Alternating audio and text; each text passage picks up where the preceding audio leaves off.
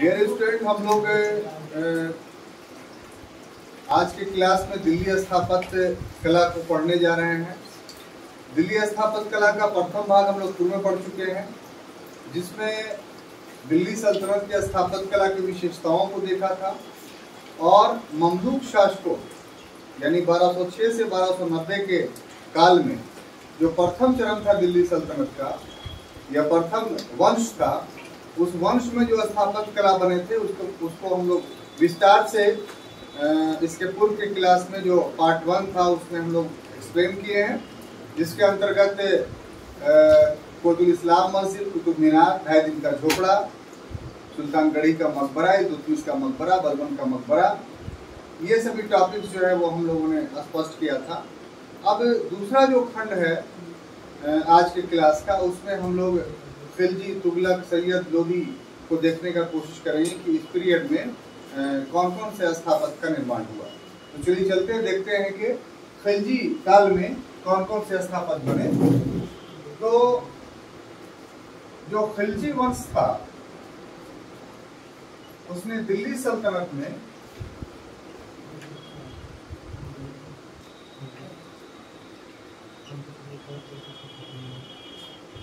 (1290) से लेकर के 1320 ईस्वी तक इसने शासन किया और इस वंश में स्थापत्य कला के क्षेत्र में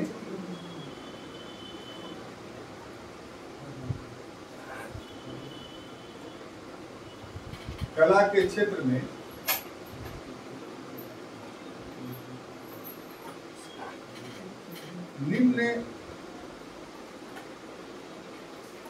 प्रतिमान यानी स्टैंडर्ड स्थापित किए।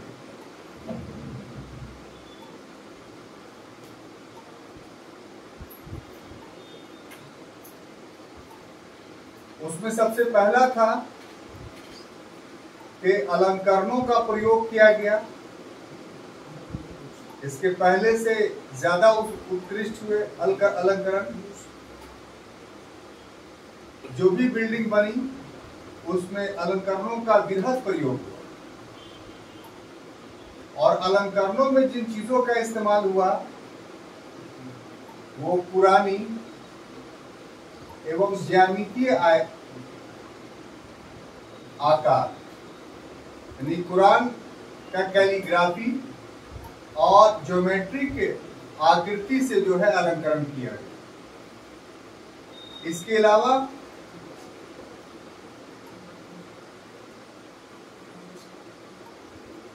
वास्तविक मेहराबों का निर्माण हुआ। इसके पहले जो मेहराब बनते थे वास्तविक नहीं थे।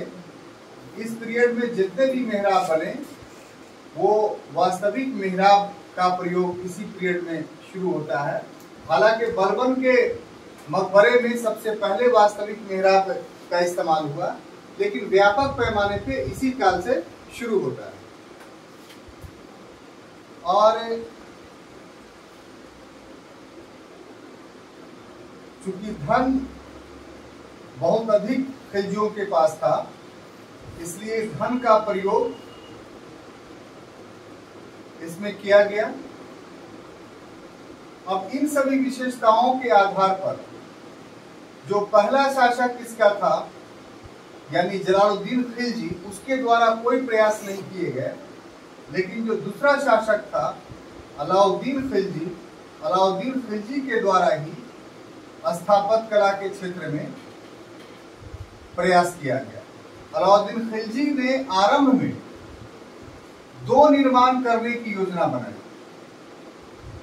जब वो शासक बना तो बनते के साथ 2 निर्माण कार्य की योजना बनाई थी।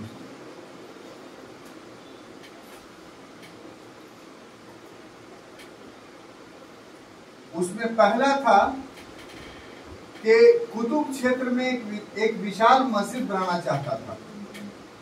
कुतुब क्षेत्र का अर्थ क्या हुआ? कुतुब मीनार का क्षेत्र। जो कुतुब इस्लाम मस्जिद था उसके कंपैरिजन में वो विशाल मस्जिद का निर्माण कराना चाहता था। और दूसरा ये था कि कुतुब मीनार से भी बड़ा जितना कुतुब मीनार की ऊंचाई है 74.5 मीटर, कुतुब मीनार से बड़ा मीनार का निर्माण करवाना चाहता था। लेकिन ये दोनों उसकी योजनाएं जो हैं वो सफल नहीं हो पाई, असफल हो गई।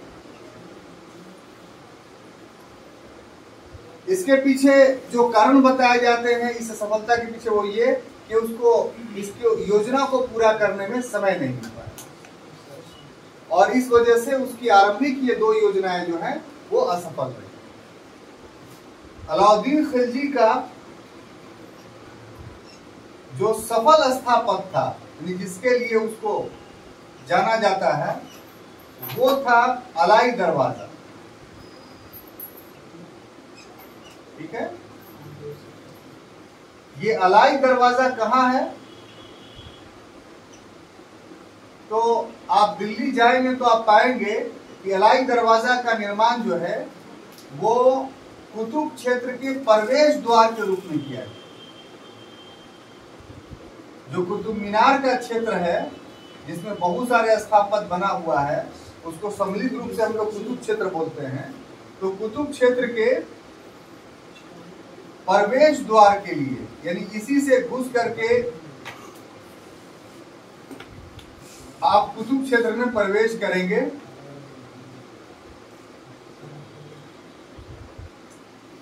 ठीक है, तो पहले इतना तक समझ लेते हैं कि खिलजी स्थापत्य में जो बातें हैं वो क्या, कि सबसे पहली बात यह कि इसका पीरियड आप लिखेंगे कि 1290 से 1320 तक इसका पीरियड था, और इस स्थापत्य कला में कुछ स्टैंडर्ड, कुछ प्रतिमान स्थापित किए गए जो पूर्व के समय में नहीं था।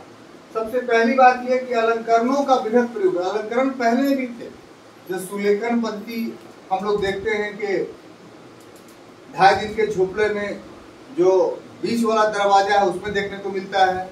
इसके बाद इसके अलावा जो है मकसूरा जो बना हुआ था किबला लिबान, जिसका निर्माण कुतुब इस्लाम मस्जिद के अंदर किया गया है, तो उसमें हमको सुंदरता देखने को मिलती है। इसके अलावा इल्तुतमिश का जो मकबरा है कुतुब क्षेत्र के अंदर, उसमें मिलती है। लेकिन ये आरंभिक काल के थे और बहुत ज्यादा आकर्षक नहीं। खिलजियों के काल में इन अलंकरणों का व्यापक पैमाने पे प्रयोग किया गया। व्यापक पैमाने पे किस रूप में? कि बाज़ाब्ते तौर पे उसकी सुंदरता को बढ़ाने के लिए संगमरमर के टाइम इसके सारे बिल्डिंग्स जो थे वो लाल बलुआ पत्थर से बने थे। खिलजी के काल में भी ये अलग बात है, लेकिन विशेषता ये थी कि सुंदरता को बढ़ाने के लिए उसमें संगमरमर के पत्थरों या टाइल्सों का इस्तेमाल किया। फिर पूर्व के काल में अल्प मात्रा में अलंकरण था, इसमें खिलजियों के काल में वृहद पैमाने पे अलंकरण का प्रयोग किया, बड़े पैमाने। तो इसलिए अलंकरणों का जो युग था वो खिलजियों का युग था। अब इस अलंकरण में इस्तेमाल क्या किए गए भाई? तो कुरान की आयतों को लिखा गया कैलीग्राफी से, सुलेखन के माध्यम से, और साथ ही साथ ज्यामितीय आकृतियां बनाई गई। ऐसा इसलिए किया गया कि पशु की आकृति या मानव आकृति या जीव आकृति इस्लाम में निषिद्ध था, तो सुंदरता लाने के लिए जीव आकृति के स्थान पर ज्यामितीय आकृतियों का प्रयोग किया गया। और सबसे महत्वपूर्ण बात यह है कि मिहराब, जो वास्तविक मिहराब जिस ढंग से बनता था, वो पहली बार इस काल में बनना शुरू हुआ। हालांकि वास्तविक मिहराब का बना हुआ पहला इमारत ममलूक वंश के शासक बलबन का मकबरा में देखने को मिलता है। अगर ऑब्जेक्टिवली क्वेश्चन आपको आता है कि वास्तविक मिहराब का प्रयोग सबसे पहले किस स्थापत्य में हुआ दिल्ली सल्तनत में, तो बलबन के मकबरे में हुआ। लेकिन वास्तविक रूप से व्यापक पैमाने पे वास्तविक मिहराबों का जो प्रयोग होना शुरू होता है वो खिलजियों के समय में। ऐसा इसलिए कि आरंभिक बेला में यहाँ के स्थानीय कारीगर मिहराब बनाने के तकनीक से पूरी तरीके से परिचित नहीं थे। तो इस बीच में ममलूकों के बीच में बना करके उन्होंने वास्तविक मिहराब बनाने की तकनीक जान ली, जिसका प्रस्फुटन जो है बलबन के मकबरे में हुआ, और व्यापक पैमाने पे प्रयोग जो है वो खिलजियों के दौर में शुरू हुआ। अच्छे स्थापत्य क्यों बन पाए, सुंदर स्थापत्य क्यों बन पाए? तो वो इसलिए कि इनके पास धन बहुत अधिक था। इसका सबसे महत्वपूर्ण शासक खिलजियों का कहिए मात्र एक था, अलाउद्दीन खिलजी। उसने जिस प्रकार की भू राजस्व नीति अपनाई थी और जितने बड़े क्षेत्रों को विजित किया था, तो उससे राजस्व के रूप में उसको अच्छी आय हो रही, अच्छा धन मिल रहा। इसलिए धन का अभाव नहीं था और वो धन का इस्तेमाल जो है न सिर्फ अपने साम्राज्यवाद के विस्तार में किया बल्कि स्थापत्य के निर्माण में भी। अब देखिए कि इसमें शासक तो बहुत हुए, लेकिन जो पहला शासक था जलालुद्दीन खिलजी, उसका कोई निर्माण कार्य हम लोग को दिखाई नहीं पड़ता है। उसने किसी स्थापत्य का निर्माण नहीं किया। जो दूसरा शासक था अलाउद्दीन खिलजी, उसी के द्वारा जो स्थापत्य के निर्माण के प्रमाण हम लोग को मिलते। तो शुरू में अलाउद्दीन जब शासक बना तो उसने 2 योजनाएं बनाई और वो योजनाएं कुतुब क्षेत्र से प्रभावित होकर के बनी।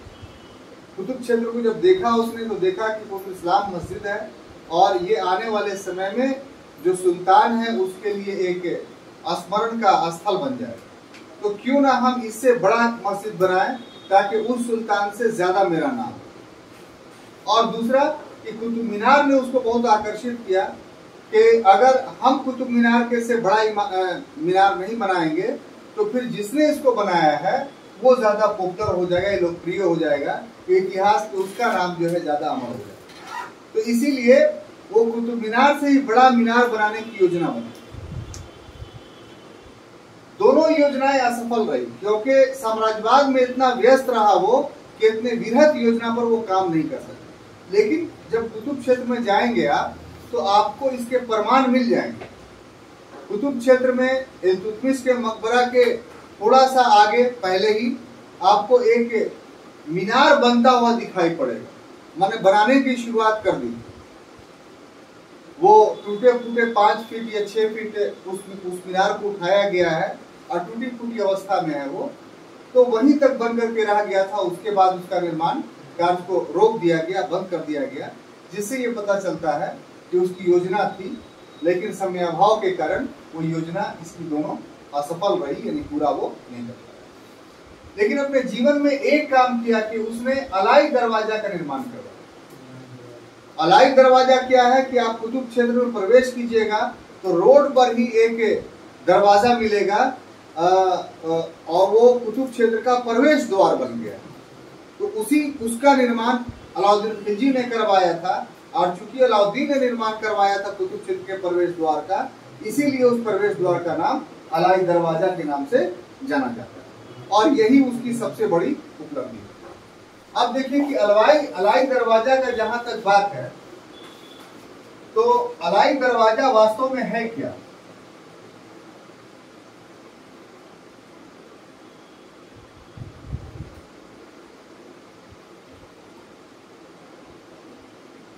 तो अलाई दरवाजा एक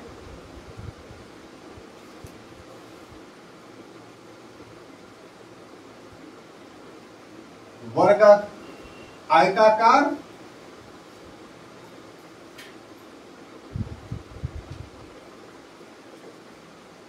कमरा है, ठीक है, आयताकार कमरा है और इस कमरे में 4 प्रवेश द्वार हैं, यानी चारों तरफ से इस कमरे में आप प्रवेश कर सकते हैं, ठीक है। और ये जो आयताकार कमरा है इसके ऊपर गुंबद का निर्माण किया गया। गुंबद क्या होता है आप समझते हैं?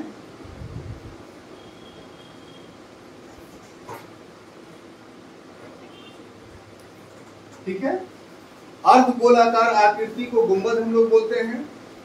और ये जो 4 प्रवेश द्वार हैं इसमें 4 मिहराबों पर ये बना हुआ है।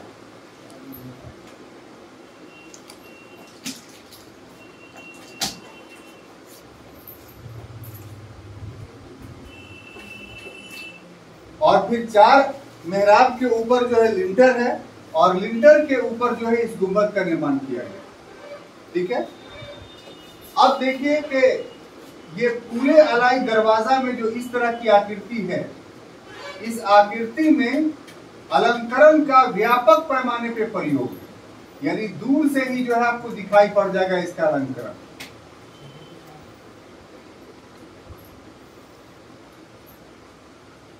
अलंकरण का व्यापक प्रयोग किस ढंग से है साहब? तो बिंदुवार आप देखिए तो सबसे पहला के जो स्ट्रक्चर्स है वो लाल बलुआ पत्थर से निर्मित है।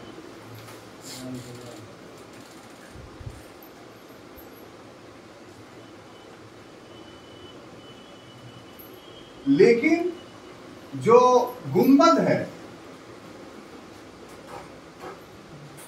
वो गुंबद सफेद संगमरमर से निर्मित है। तो इस तरीके से उस बिल्डिंग में एक कंट्रास्ट पैदा हो जाता है, नीचे में लाल स्ट्रक्चर्स है और उसके ऊपर गुंबद जो है सफेद है, तो ये एक आकर्षण पैदा करता है। तीसरी बात ये कि दरवाजे पर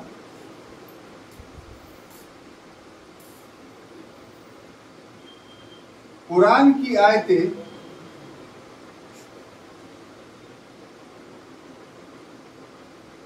सुलेखन पद्धति के आधार पर, यानी कैलीग्राफी के आधार पर लिखी गई, जो उसकी सुंदरता को और बढ़ाता है।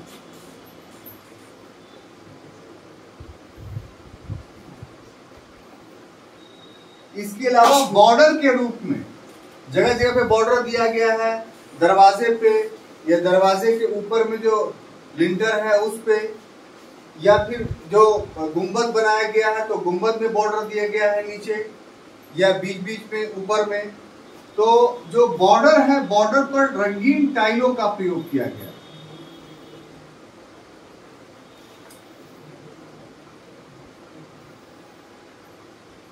टाइल्सों का प्रयोग किया गया और इस तरीके से जो अलाई दरवाजा है वो काफी आकर्षक और भव्य दिखाई पड़ता है। तो ये तो पहला उसका था। ये पूरा जो अलाई दरवाजा है वो 1311 ईस्वी में बनकर तैयार हो गया।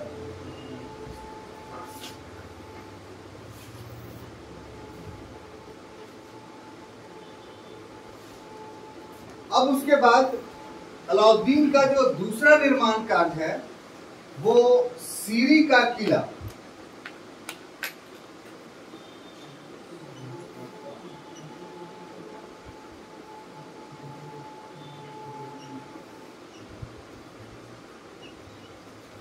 ये अलाउद्दीन का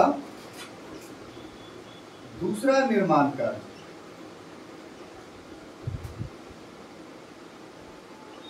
ठीक है, और इस निर्माण कार्य में की नींव जो है डाली गई थी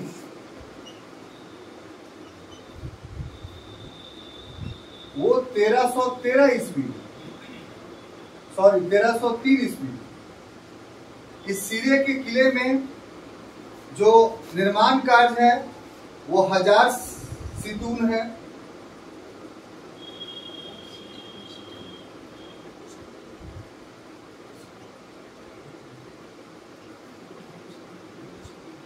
उसके बाद हौजे अलाई है, या कहिए कि हौजे खास।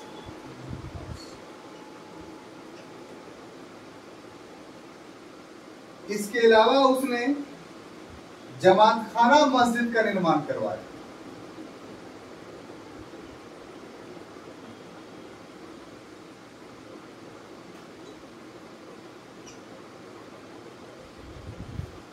अब देखिए सीरी का किला जो था, जो 1303 ईस्वी में अलाउद्दीन ने बनवाया, तो ये नई दिल्ली नहीं थी।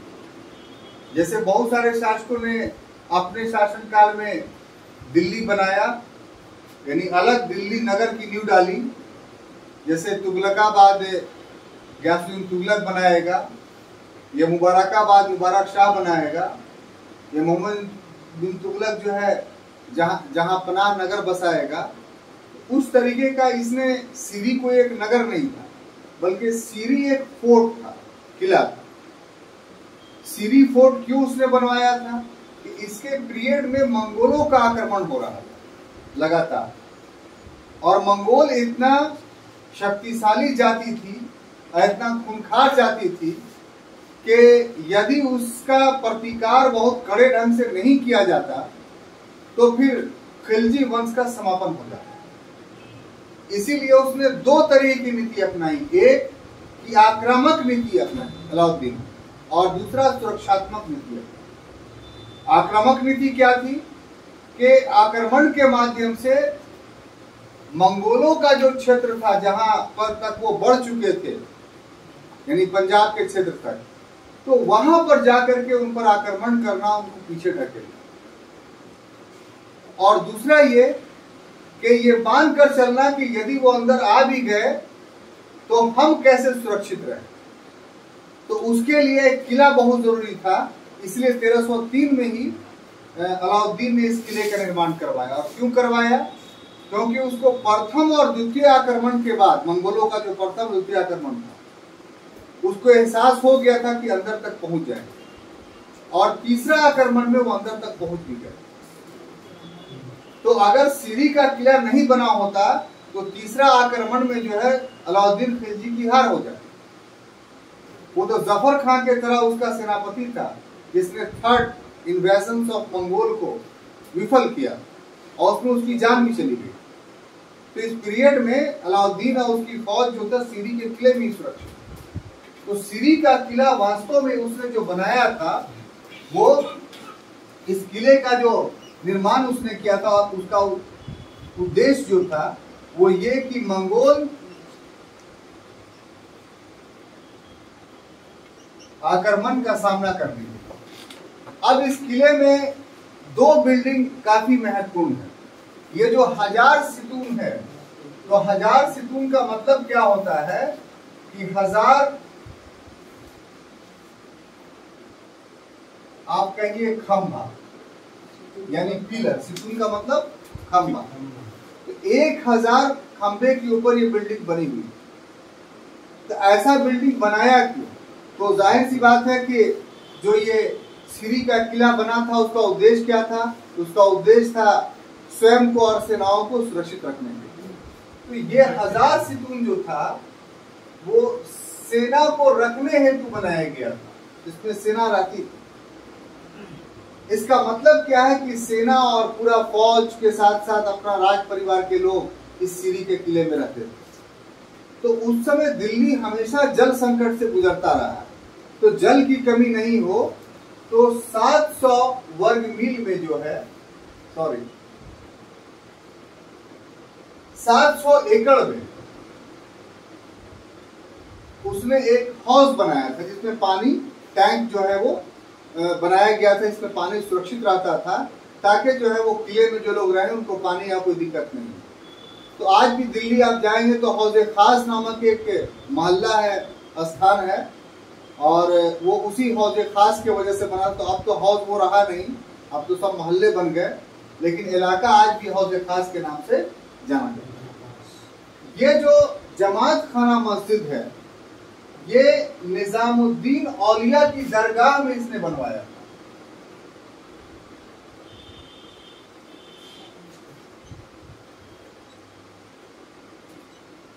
निजामुद्दीन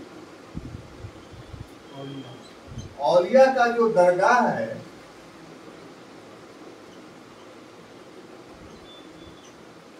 उसमें ये जमात खाना मस्जिद निर्मित है।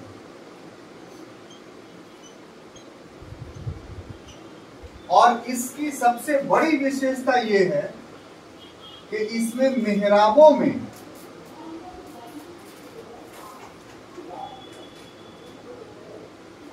कंगूरों का प्रयोग किया गया। जैसे एक तो मेहराब हो गया ये ऐसे आकृति वाला, जो ये अर्धगोलाकार, ठीक है?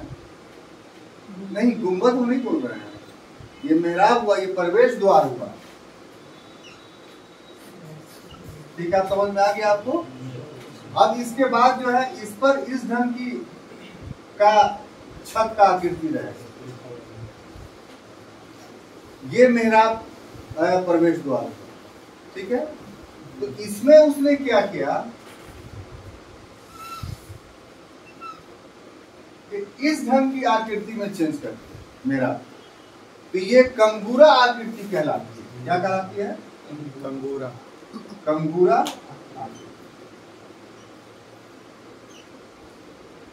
तो ये निर्माण कार्य इतने जो है अलाउद्दीन खिलजी के समय में जो हुआ वो किया गया। अब एक और खिलजी डायनेस्टी में एक और निर्माण कार्य हुआ है जिसको बोलते हैं हम लोग ऊखा मस्जिद।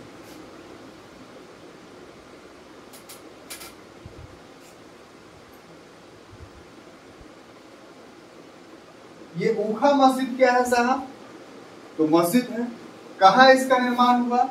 तो इसका निर्माण राजपूताना में हुआ, यानी राजस्थान में। इसका निर्माण करवाया किसने? तो कुतुबुद्दीन मुबारक शाह खिलजी ने। कुतुबुद्दीन मुबारक खिलजी। ये जो ऊखा मस्जिद था वो खिलजी स्थापत्य का प्रांतीय रूप माना जाता है।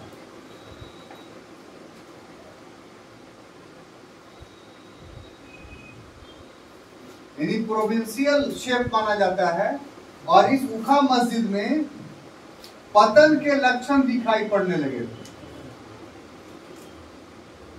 तो ऊखा मस्जिद के संबंध में ये 3-4 बातें आपको जाननी है। पहली बात ये कि ऊखा मस्जिद बना कहाँ? तो राजपूताना में बना। दूसरी बात ये कि किसने बनाया? तो कुतुबुद्दीन मुबारक खिलजी ने बनाया। तीसरी बात ये कि इस स्थापत्य कला को खिलजी या दिल्ली सल्तनत का प्रांतीय संस्करण कह सकते हैं। यानी प्रोविंस में दिल्ली सल्तनत ने भी अपना स्थापत्य बनाना शुरू किया। तो उसकी शुरुआत ऊखा मस्जिद से ही होती है, फिर बाद में दूसरे शासकों ने ही बनाया। और इसमें एक अंतिम विशेषता यह है कि खिलजियों ने जिस प्रकार का स्थापत्य में स्टैंडर्ड जो उसकी विशेषता में हमने बताई अपनाया था, उस तरह का स्टैंडर्ड ऊखा मस्जिद में नहीं था। यानी उससे निम्नतर स्थिति में ऊखा मस्जिद बनाई गई थी। जो खिलजियों के द्वारा स्थापत्य का जो उदाहरण प्रस्तुत किया गया था उसके सभी विशेषताएं जो थी ऊखा मस्जिद में नहीं थी। तो उससे इतिहासकारों ने यह अनुमान लगाया, यह कहा गया इतिहासकारों के द्वारा कि इसका अर्थ ये हुआ है कि खिलजियों के अंतिम समय में, जिसमें कुतुबुद्दीन मुबारक खिलजी इसका अंतिम सुल्तान था, इसका पतन हो गया, तो धनाभाव हो गया, कमी हो गई। और उसी का लक्षण जो है वो इसके ऊखा मस्जिद के निर्माण कार्य में दिखाई पड़ता है। तो इतने सारे जो स्थापत्य है वो खिलजी स्थापत्य के अंतर्गत आता है। आज के क्लास में इतना ही। अगले क्लास में हम लोग तुगलक और कोशिश करें कि सैयद और लोधी स्थापत्य उसी में खत्म करें। आपसे निवेदन है कि अगर ये वीडियो अच्छा लगे इसको सब्सक्राइब कीजिए और शेयर कीजिए और बेल की घंटी की आइकन पर भी क्लिक कीजिए ताकि हर बनने वाला वीडियो आपके पास उपलब्ध होता रहे। Thank you.